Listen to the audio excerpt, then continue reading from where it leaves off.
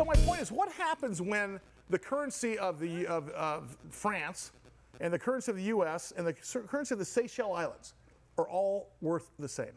What, like, we're all rocking in a free world then, man. It's not that it's a whole worth the different. same. Yeah, it's the fact that no one can print beyond their allotted section of that economy.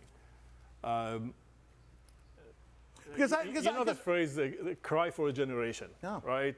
I mean, we entered this COVID economy, and the first thing that we did was to print $6.5 trillion. Go back to 1940, and every time we have pumped You know what? I'll take liquidity I'll into, take 2020. but wait a right? second, but every time we pump liquidity into our economy, which goes like liquidity, what's that followed by?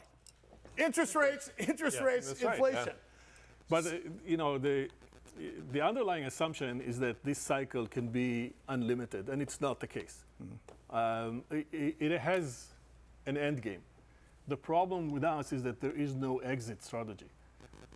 We will continue to do the only thing that we know how to do, which is, manage artificially interest rates and hope that nothing breaks. However, we're already at a point where the decoupling of interest rates and the dilution of currency is beyond control. It's done. I got two words for you: banana republic. Exactly. Okay.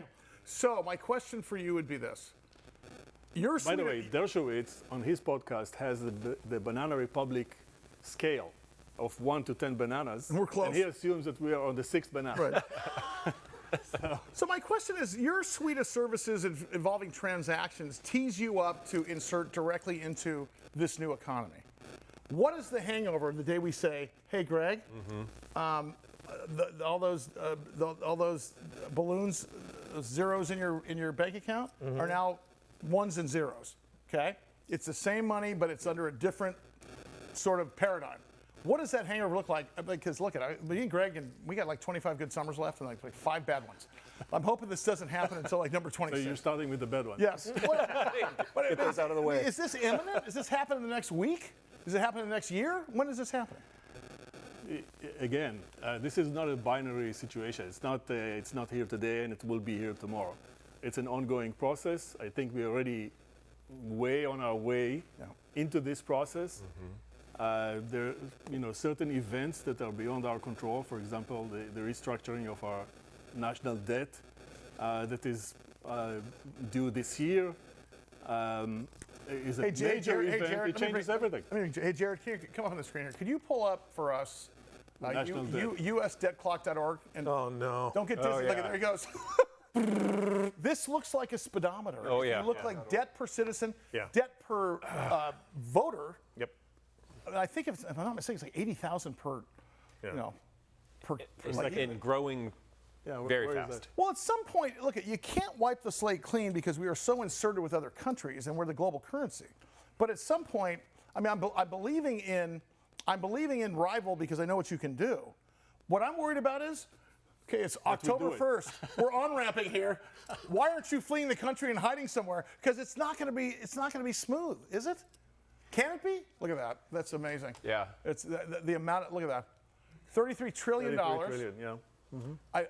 Is that per person? Yeah, 98 per person, and per what's the one on the right, Jared? 255. Is that And per? look how fast it's growing. Yeah. Yeah, I It's think alarming. It's 5 billion a day. Is it? Something like that. Yeah. That's going up like Mike's weight after a Chuck E. Cheese afternoon. Right. But you say we're 50% there. But look at technology. Let's say iPad or watches and stuff like that. 8-track tape, maybe. Yeah, is it exponentially growing to the point where it's moving faster and faster and faster as we go? Where Sully says, if we're 90 years old and in an old folks' home and someone snaked a food tube down our throat, we're still going to be able to see that, hey, it's Did fruition. you connect that Where at you all? go? Was it like- Yeah. It's like a long way. Or before that. I think the major part of it will happen without us noticing, because we're already bound into the process. But That's what about that G word you talk about, the government that doesn't want this to happen for a number of reasons? That is the key Yeah. hitch in the giddy up. That's the. Well, that's the I'll tell you why I'm saying that. So our national debt is over 33 trillion. Last time we looked at the screen. Yeah, right. 210, 220, whatever it takes. Exactly.